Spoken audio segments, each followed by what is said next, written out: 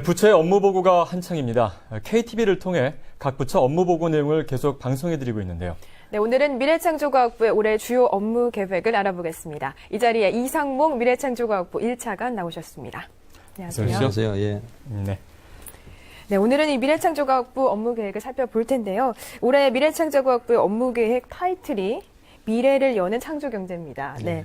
지난해와 달라진 정책 변화가 있다면 어떤 게 있는지 설명해 주시죠. 예. 작년에는 저희가 창조경제 실현 계획을 만들고 이제 기반을 까는 데 중점을 뒀습니다. 네. 올해는 작년에 우리 계획한 걸 바탕으로 해서 금년에 이제 민간으로 창조경제를 확산하고 또 지방으로 확산시키는 데 중점을 둘 생각입니다. 예. 그래서 저희가 올해 초에 그 민간 합동 창조경제 추진단을 구성을 했습니다. 네. 그래서 이 추진단을 통해서 그 미래 우리가 먹거리가 될 신시장 또 신사업들을 민간 중심으로 기획을 해서 발굴을 하고 또 이제 창조경제 혁신센터를 지방에 만들거든요. 네. 이 혁신센터를 통해서 중앙에 그 창조경제의 여러 가지 활동들이 지방으로 확산될 수 있는 그러한 전진 기지로서 우리가 그 육성을 해나갈 계획입니다. 네.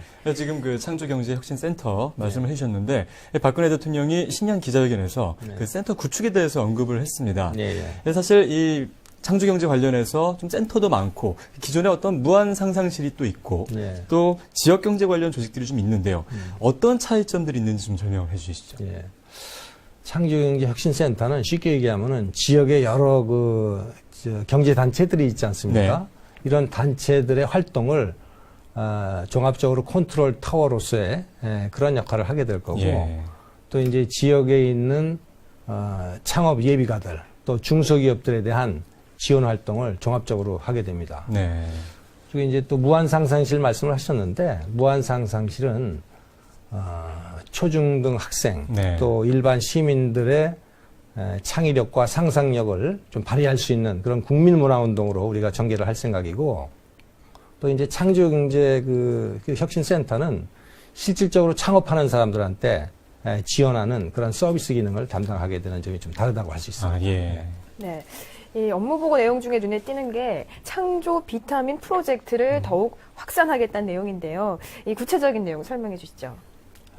그 창조경제 그 비타민 프로젝트는 우리 기존 산업 또 농업이라든가 환경, 문화 이 모든 부분에 그 과학기술과 ICT를 접목을 해서 그 부분에 이제 그 부가가치를 높이고 경쟁력을 향상시키고 또 국민의 건강이라든가 복지 또 사회 문제 해결을 하는 그런 과제라고 할 수가 있습니다. 네. 그래서 작년도에는 시범 사업을 했고 금년도에는 좀 파급 효과가 큰 그런 그 비타민 프로젝트들을 관계부처하고 협의를 해서 한 1,000억 정도의 예산을 들여가지고 사업을 좀 대대적으로 한번 확대를 해보려고 합니다. 네. 자, 이와 함께 좀 중요한 부분이 성장 동력 발굴입니다. 네. 이게 지난 이제 업무 보고에서 나왔고 이번에 또 다시 이제 업무 보고에 나왔는데 사실 어떤 기업이든지 먹거리를 찾는 문제가 가장 중요하지 않겠습니까? 예. 성장 동력을 발굴하는 게 굉장히 좀 쉽지 않은 그런 부분인데 미래부에서 추진하고 있는 이번 어떤 정책, 주요 내용, 초점은 어디에 맞춰져 있습니까? 잘 아시는 것처럼 저희가 2007년도에 네. 2만 불 달성을 했어요. 근데 이제 지금 7년이 지나도록 계속 2만 불이거든요. 예. 그래서 여러 가지 이유가 있겠지만 우리가 그 미래 성장 동력의 돌파구를 찾지 못했다. 네. 여러 가지 이유가 있겠지만은 그동안 이제 우리가 성장 동력을 하면서 대기업 중심으로 또 경제 성장 중심 또 글로벌 경쟁력 확보를 중심으로 우리가 추진을 했거든요. 그러다 보니까 핸드폰이라든가 또는 2차 전지 이런 부분에 있어서는 세계 시장 점유율 1위를 차지를 했어요.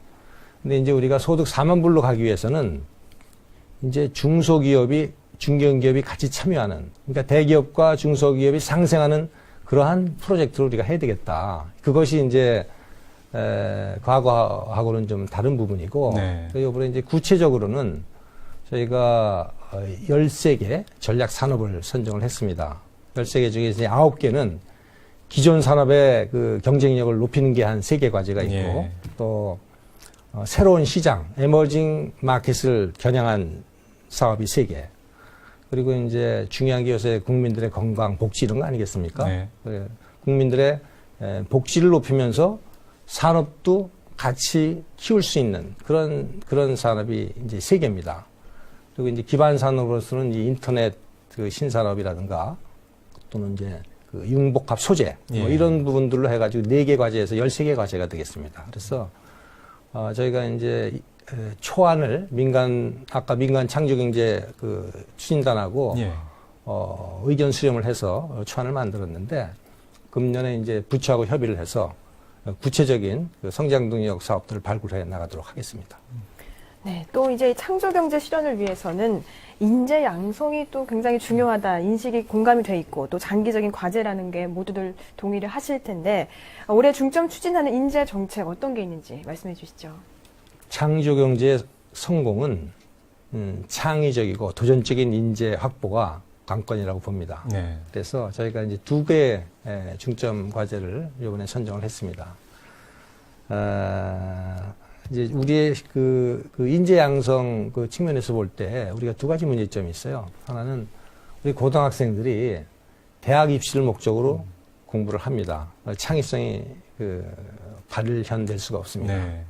그리고 이제 대학에 가보면은 우리 대학의 그 교수님들 또는 또 학생들에 대한 교육 방법 이런 것들이 너무 이론 위주로 돼 있고 그 산업계가 요구하는 그러한 쪽에 대한 그 산학협력 부분은 좀 별로 그렇게 강조가 되고 있지 않습니다. 네. 그래서 저희가 고등학생들에 대해서는 그 학교에서 기업가 정신이라든가 또는 창업의 성공 사례 또 앞으로의 진로 이런 부분에 대해서 종합적인 패키지 프로그램을 좀 교육을 시켜서 그 학생들에 대한 마인드를 좀 그 기업가 정신 마인드를 좀 키우려고 하고 있고요. 예.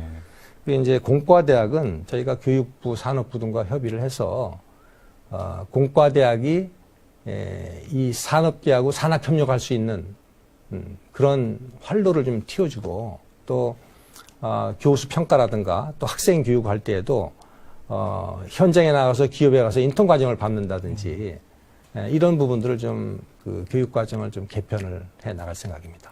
네. 예. 참 창의형 인재를 키우는 것이 참 쉽지 않은 일인데 그렇죠. 그걸 네. 꾸준히 지속적으로 하는 것이 굉장히 중요할 거라고 생각이 됩니다. 예. 예. 먼저 이제 우주 강국 한번 이야기해 보겠습니다. 지금 우주 산업이 각 나라별로 굉장히 중요한 이슈인데 주변 나라들은 이제 달에 보내고 많은 어떤 산업에 앞서가고 있지 않습니까? 이제 우리나라도 열심히 투자하고 있는데 우주 강국으로 도약하기 위한 정책도 있습니다. 한국형 발사체 그리고 조기 개발 현황과 발사체 개발 정책이 어떻게 진행되고 있는지 좀 궁금합니다. 예. 저희가 작년에 잘 아시겠지만은 그 나로가 3번째 만에 2번 네. 실패하고 3번째 우리가 성공했죠. 예. 국민들이 굉장히 기뻐했는데 사실 나로 발사 성공을 계기로 우리가 우주 개발에 또 우주 발사체 독자적인 우주 발사체 개발에 한 걸음 좀 더 나아갔다. 그리고 그걸 계기로 해서 2020년도에는 우리 기술로 만든 독자적인 한국형 발사체에다가 우주 탐사선을 달 탐사선을 장착을 시켜서 네. 달에 착륙선을 보낼 생각입니다. 그래서 작년도에 이런 걸 포함하는 중장기 계획을 확정을 지었고 또 2010년부터 2020년까지 예산이 1조 9,600억이거든요. 네. 총 소유 예산이. 그래서 금년도가 2,350억입니다. 그래서 차질 없이 예산을 지금 확보를 하고 있고 또 이제 많은 분들이 우리가 그 달 탐사선을 보낼 수 있냐 그런 우려를 하시는데 사실은 우리가 나로 개발을 하면서 선진국 대비 한 70% 기술을 확보를 했습니다. 예. 앞으로 남은 기간 동안에 산업체 산학 협력을 통해서 우리가 충분히 기술을 확보를 할 수가 있고 지금 현재는 저희가 75톤 4개를 묶어서 300톤짜리 우주 발사체를 개발하는 거거든요. 지금 이제 예비 설계를 하고 있고 네. 또 각종 구성품들에 대한 그 시험을 해야 되는데 그 시험 설비를 지금 건설을 하고 있습니다. 예. 참 달에 도착하는 것도 굉장히 중요한데 사실 개발하다 보면 또 같은 어떤 관련된 산업이 함께 성장하지 않겠습니까? 예. 그런 부분이 굉장히 중요하지 않나요? 지금 아주 중요한 말씀을 해주셨는데 저희가 이제 2020년경에 우주 발사체를 독자적으로 개발하게 되면은 우리 산업계하고 공동으로 해서 세계 위성 발사 시장에 좀 진입을 좀 네. 하려고 합니다. 그러기 위해서는 지금부터 그 우주 관련 산업체를 키워야 되는데 현재 한 150개 정도의 우주 관련 그 기업들이 있습니다. 예. 그래서 지금부터 연구소나 대학이 개발한 기술을 산업체에 이전을 하면서 2020년도에는 민간이 독자적으로 그 외국에서 위성 발사 시장에 진입할 수 있도록 네. 그렇게 산학 협력을 병행할 생각입니다. 예. 네. 연구 현장에서는 미래부가 이 사업화 등 단기적 성과에만 좀 치우쳐 있다라는 비판도 있는데요. 기초 연구를 담당하는 부처로서 중장기적인 정책 반드시 필요할 것 같습니다. 한마디 해주시죠. 예. 그 미래부가 사실은 창조 경제도 하고 있고 또 기초과학도 하고 있습니다. 네. 두 개가 좀 상반되는 개념이 있거든요. 그러니까 이제 창조 경제라는 것이 창업을 하고 또 중소기업들을 지원해서 우리 먹거리를 만들고 하는 그런 사업화에 치중해 있다 보니까 혹시 기초과학이 매몰되는 거 아니냐 이런 우려를 많은 분들이 하십니다. 네. 근데 사실 저희가 병행을 하고 있습니다. 기초과학도 중요하기 때문에 왜냐하면 창조경제가 성공하려면은 기초과학의 뿌리가 단단해야 되거든요. 네. 그래서 저희가 그 기초과학에 대한 투자 비중을 현재는 우리 정부 예산의 35%를 투자하고 있습니다. 그래서 2017년까지는 40%까지 확대를 할 생각이고 예. 또 이제 너무 단기 성과 위주로 하지 않느냐, 그거는 전혀 우려 안 하셔도 됩니다. 네. 왜냐하면은 저희가 투자하는 기초 연구에 대해서는 최소가 3년입니다. 그리고 이제 중견 연구 이상 되면은 5년에서 10년의 장기 지원을 하고 있기 때문에 절대로 단기적인 지원에 그치지 않는다. 이제 다만 그 우리나라 대학이 그 외국 대학에 비해서 기술 개발 투자한 거에 대비한 그 기술료 수입이 외국 대학의 6분의 1 수준입니다. 네. 그래서 우리가 지금 0.8% 정도의 그 기술료 수입을 투자 대비에 올리고 있는데 반해서 미국은 한 4.8%가 되거든요. 네. 그래서 이제 기초 연구의 성과가 사업화로 연결되는 사례가 근데 다행히 최근에 좀 나오고 있어요. 예. 그래서 이제 이런 부분들을 저희가 조금만 더 추가 지원을 통해서 그 기초 연구가 사업화되는 그런 과제에 대해서는 좀 아까 말씀하신 연구 성과의 사업화하는 기술료 확대 측면에서 저희가 신경을 좀 쓸 생각입니다. 네. 자, 이제 이와 함께 요즘 그 금융기관의 개인정보 유출 문제가 참 사회적으로 큰 혼란을 가져왔습니다. 그래서 이 사이버 안전 문제가 더욱더 좀 중요시되고 있는 상태인데 보다 더 철저한 대책이 요구됩니다. 어떻게 좀 계획을 갖고 계십니까? 지금 사이버 위협이 이게 진화되는 데 따라서 또 네. 저희들도 거기에 대한 대응 노력이 또 열심히 하고는 있습니다. 서로 이제 전쟁을 하는 것처럼 예. 전개가 되고 있는데 저희가 우선 그 정보보호 기술 개발 또 제도적인 보완 그리고 정보보호 산업을 육성을 해야 되겠죠. 그리고 또 인력을 양성을 해야 될 겁니다. 네. 그래서 이러한 부분들을 통해서 국민들이 안심할 수 있는 사이버 환경을 좀 구축하려고 하고 있고 우선 이제 그 제도 보완적인 측면에서는 일반 기업이나 공공기관들이 정보 보호를 잘 할 수 있다는 그 인증 제도를 좀 저희가 도입을 했거든요. 예. 그래서 지금은 한 250개 정도의 기업이 정보 보호 관리를 잘한다는 인증을 받았습니다. 근데 2017년까지는 저희가 한 500개 기업까지 늘리려고 하고 있고 네.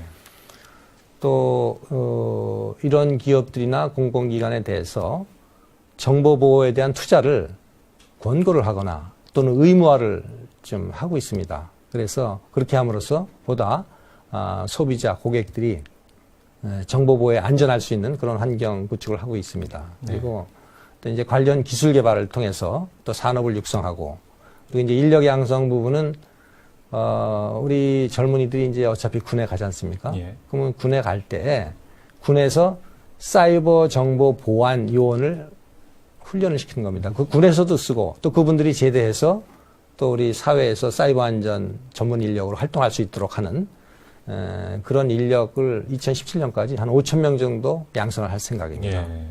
그렇게 되면은 지금보다는 훨씬 나은 국민들이 안심할 수 있는 환경이 조성되지 않을까 그렇게 생각하고 있습니다. 예. 네. 네, 이 사이버 안전 특별히 또 국민들이 체감할 수 있는 분야이기 때문에 또 대책들이 잘 추진됐으면 합니다. 또 한편으로는 미래부에서 이동통신 단말기 유통법을 추진하고 있는데요. 추진 배경과 기대 효과 어떤 게 있을까요? 지금 잘 아시는 것처럼 우리나라는 그 같은 핸드폰 단말기를 사더라도 구입 시점에 따라서 또 이제 대리점이 어디서 사느냐에 따라서 맞습니다. 그 가격이 2배에서 3배씩 차이 납니다. 예. 그렇습니다. 이게 세계에서 유료가 없거든요. 이제 그런 이유가 이제 보조금 때문에 이제 그런 문제인데, 그래서 저희가, 이 고가 단말기 유통구조 정상화를 위한 단말기 유통구조 개선법을 입법을 해서 지금 국회에 제출되어 있는 상태입니다. 네. 그래서 이제 이 법의 주요 내용은, 보조금을 투명하게 공시를 해라. 그 다음에, 이 부당한 이용자에 따라서 부당하게 차별을 두지 말아라. 예. 그러니까 어떤 대리점에서는 싸게 사고 어떤 대리점에서 비싸게 사고 하면은 그 고객 입장에서 보면은 굉장히 억울하거든요. 네. 이제 이런 차별을 하지 말아라. 근데 세 번째는 지금 고가폰 시장입니다. 100만 원대만 지금 팔리고 있거든요. 이상하게 시장이 형성되어 있는데 이동통신 회사가 아닌 일반 유통망에서 중저가폰을 살 수 있거든요. 예. 그럼 중저가폰을 산 고객에 대해서도 이동통신사에서 핸드폰을 산 거하고 똑같은 요금 할인 혜택을 차별 없이 줘라. 이런 내용을 담고 있습니다. 네. 그래서 이번 법이 이제 국회에서 통과가 되면은 소비자들이 단말기를 고가폰이 됐건 중저가폰이 됐건 살 수 있는 선택권이 주어지죠. 예. 그 다음에, 두 번째로 이동통신 회사들은 이제 보조금 경쟁하지 말고 가격이나 유도 경쟁을 하든가 서비스 개선 경쟁을 해서 소비자를 확보하는 노력을 하게 되면은 전체적으로는 우리 소비자들이 통신비가 인하가 되고 또, 단말기 선택권이 확보할 수 있다. 그런 이제 기대 효과가 있다고 할 수 있을 것 같습니다. 네. 오늘 참 시청자분들께서 솔깃할 이야기를 오늘 차관님께서 많이 해주고 계십니다. 네. 자, 이제 박근혜 정부에서 강조하고 있는 것이 바로 비정상의 정상화 아니겠습니까? 예. 미래부에서는 또 어떤 준비를 하고 계시는지 말씀해 주시죠. 뭐 비정상의 정상화 할 게 굉장히 많습니다. 네. 많은데 이제 몇 가지만 말씀드리면 우리 소프트웨어 산업이 굉장히 중요하거든요. 소프트웨어 산업이 발달을 해야 이게 모든 산업에 확산이 돼서 전체적인 산업 경쟁이 올라가는데 지금 우리 소프트웨어 산업 같은 경우에는 이 원청 업체가 이 하도급을 주는 아주 나쁜 관행이 네. 있습니다. 그래서 저희가 공공부문 소프트웨어 시장에서는 이 전체를 하도급 주는 행위를 금지를 하려고 합니다. 그리고 또 하나는 이제 소프트웨어라든가 또는 ICT 기기 장비를 구매할 때 외국에서 사오는 거는 우리가 제값을 다 줍니다. 네. 우리 기업들이.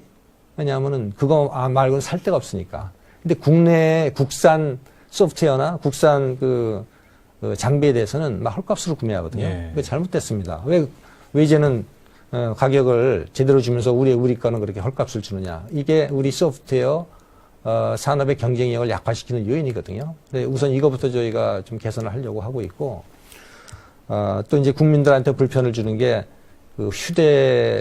휴대전화, 이게 이제 불법 도용 사용하는 거 있지 않습니까? 예. 그리고 보이스피싱이라든가, 파밍, 스미싱 해가지고 국민들이 굉장히 하여간 사기를 당하거나 이게 억울한 경우를 당하는 경우가 많거든요. 이제 이런 부분들도 우리가 기술을 개발하고 또 이제 처벌 규정을 강화를 해서 국민들이 좀 안심하고 이런 정보 환경 속에서 활동하실 수 있도록 그렇게 해나갈 생각입니다. 예. 네. 네. 자, 미래부 부처 간에 이제 벽을 넘어서 다양한 정책을 발굴하는 촉진자 역할을 해야 한다라는 얘기가 많습니다. 말씀 들어보니까 뭐 교육 얘기도 있고요. 산업 얘기, 뭐 중소기업 얘기, 다양한 얘기가 나오고 있는데요. 올해 대표적인 부처 간 협업 과제 어떤 게 있는지 소개해 주시죠. 너무나 당연한 얘기인데, 창조경제 자체가 모든 부처가 참여를 하고 있습니다. 아까 이제 창조경제 혁신센터 아까 얘기를 했는데, 네. 창조경제 혁신센터에는 지방자치단체, 그 다음에 중기청, 문화부, 산업부, 특허청, 이런 모든 기관들이 우리 아이디어를 사업화하거나 중소기업을 지원하거나 또 예비 창업자들에 대한 지원을 원스톱으로 하고 있습니다. 그게 이제 대표적인 사례가 되겠고, 또 이제 국방부하고 공동으로 사회에서 우수한 전문 기술을 가진 분들이 그걸 군대 가서 썩힐 수가 있거든요. 예. 그렇지 말고 군대에서 그걸 필요로 하는 보직에 가서 일을 할 수 있도록 하고 또 제대 후에는 거기서 숙련된 걸 경험을 바탕으로 또 사회에서 네. 또 이제 그 전문 분야를 키워나갈 수가 있잖아요.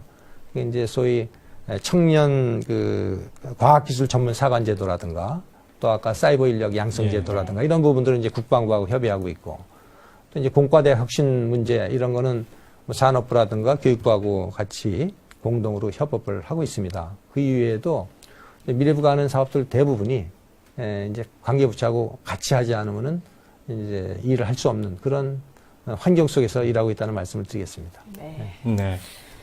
자, 지금까지 이상목 미래창조과학부 1차관과 함께 미래창조과학부의 올해 주요 업무 계획에 대해 이야기 나눠봤습니다. 네, 오늘 나와주셔서 고맙습니다. 네, 감사합니다. 감사합니다. 예.